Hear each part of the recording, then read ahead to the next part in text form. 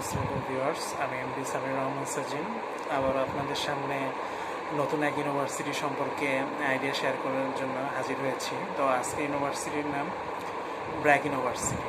আজকে আমার এই ভিডিওটাকে ব্র্যাক ইউনিভার্সিটি সম্পর্কে আইডিয়া দেওয়ার জন্য চারটা পয়েন্টে সাজিয়েছি। প্রথমে আমি ব্র্যাক ইউনিভার্সিটি সম্পর্কে কিছু জেনারেল আইডিয়া দেওয়ার চেষ্টা করব, দেন আমি অ্যাডমিশন সম্পর্কে কিছু বলার চেষ্টা করব, দেন আমি ব্র্যাক ইউনিভার্সিটি স্কলারশিপ সম্পর্কে কিছু বলার চেষ্টা করব, এবং দেন আমি ব্র্যাক ইউনিভার্সিটি টিউশন ফি বলে এই ভিডিওটা শেষ করার ট্রাই করব।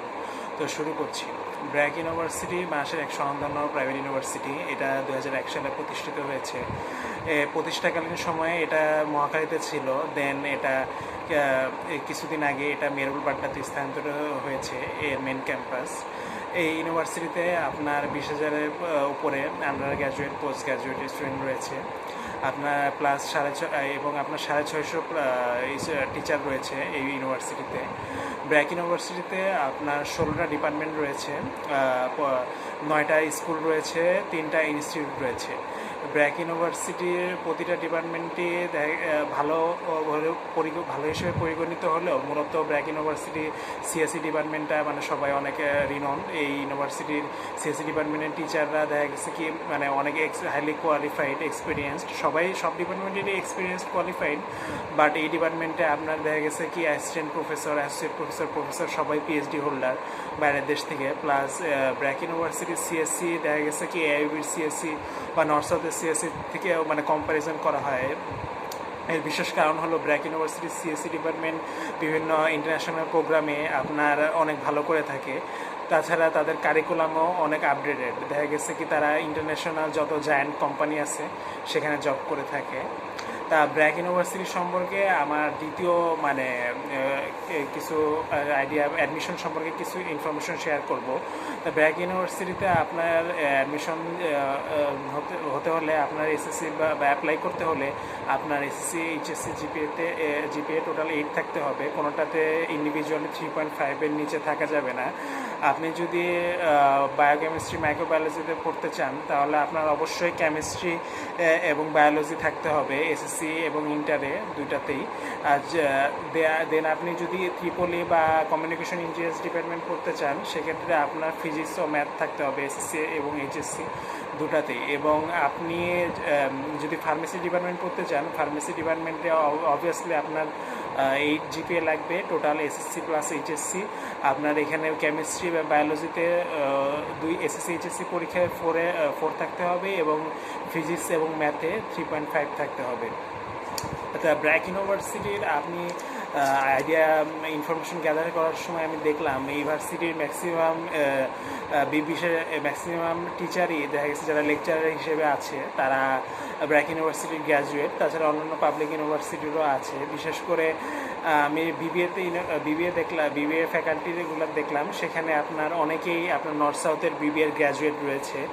তারপরে আপনার এখানে আপনার ডেজিগনেশনগুলো আছে লেকচারার, সিনিয়র লেকচারার, এভাবে অ্যাসিস্ট্যান্ট প্রফেসর, অ্যাসোসিয়েট প্রফেসর, এভাবে হাই লেভেলে যেতে থাকে। এখানকার অ্যাসিস্ট্যান্ট প্রফেসর যারা আছে তারাও সবাই পিএইচডি হোল্ডারই। এরা সবাই তাদের ডিগ্রি, মাস্টার্স, তারপরে বা পিএইচডি বলেন যে বাইরের অ্যাব্রোড কান্ট্রি থেকে নিয়ে এসেছে। ব্র্যাক ইউনিভার্সিটি মূলত একটা রিসার্চ বেসড ইউনিভার্সিটি। এই ইউনিভার্সিটিতে আপনার বিভিন্ন রিসার্চ ইনস্টিটিউট যেগুলো সব প্রতিনিয়ত আপনার মানে তাদের ইউনিভার্সিটিকে এগিয়ে নেওয়ার জন্যে যা রিসার্চ করা দরকার বা দেশের ভালো করার জন্যেও বা এগিয়ে নেওয়ার জন্যও রিসার্চগুলো করে থাকে। তা ইউনিভার্সিটি সম্পর্কে আমি তৃতীয় ইনফরমেশন দেওয়ার চেষ্টা করতেছি। এখানে আমি স্কলারশিপ নিয়ে আমি আলোচনা করছি এখন। এখানে আপনার বিভিন্ন ধরনের স্কলারশিপ দেওয়া হয় ব্র্যাক ইউনিভার্সিটিতে। আপনার মেরিট বেসড, তারপরে আপনার সিবলিং, তারপরে আপনার ফিজিক্যালি চ্যালেঞ্জ যারা যেসব স্টুডেন্ট রয়েছে তাদেরকে আমি এসএসসি হিসেবে আপনাকে স্কলারশিপ দেওয়া হবে। সেক্ষেত্রে আপনার দুইটাতেই জিপিএ 5 থাকতে হবে উইথাউট 4 সাবজেক্ট, এবং আপনার প্রতিটা সেমিস্টারে 3.70 সিজিপিএ মেনটেন করতে হবে। প্লাস আপনার একাডেমিক রেজাল্টের উপরও আপনার স্কলারশিপ দেওয়া হয়ে থাকে। সেক্ষেত্রে আপনার 3.70 থেকে 3.84 থাকলে 10%, তারপর 3.85 থেকে 90 থাকলে 25%, এভাবে মানে আপনি যদি ক্রমান্বয়ে বাড়তে থাকবে আপনার ওয়েবার। আপনি যদি 4 পান সেক্ষেত্রে আপনার 100% স্কলারশিপ থাকবে।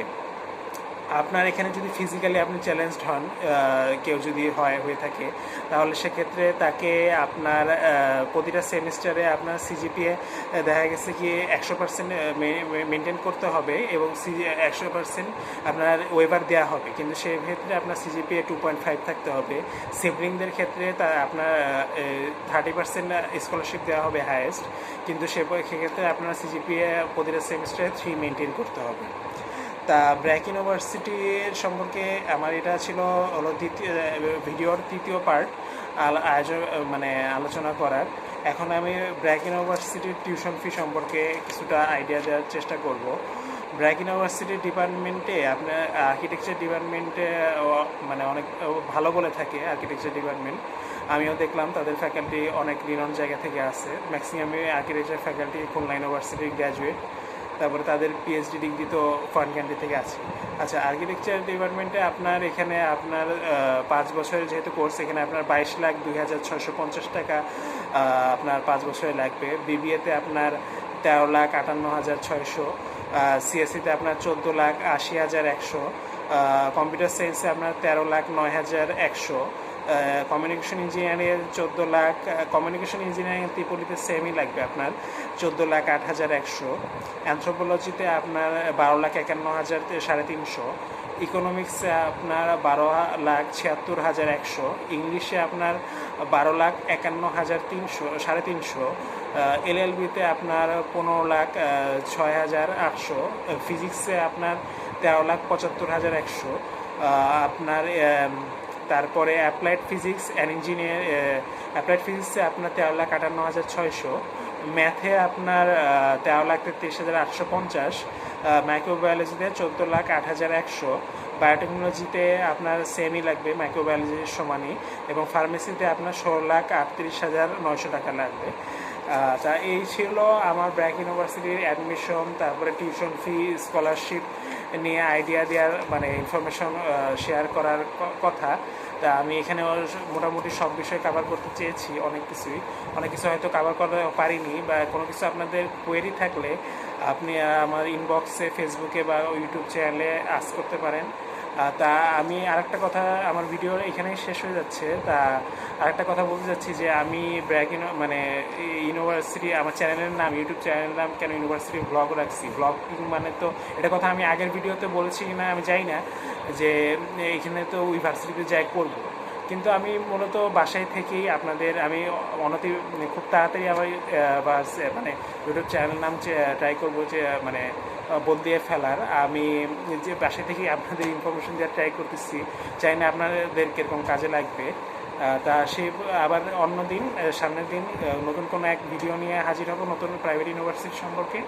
সেই পর্যন্ত সবাই ভালো থাকেন, সুস্থ থাকেন। আসসালামু আলাইকুম।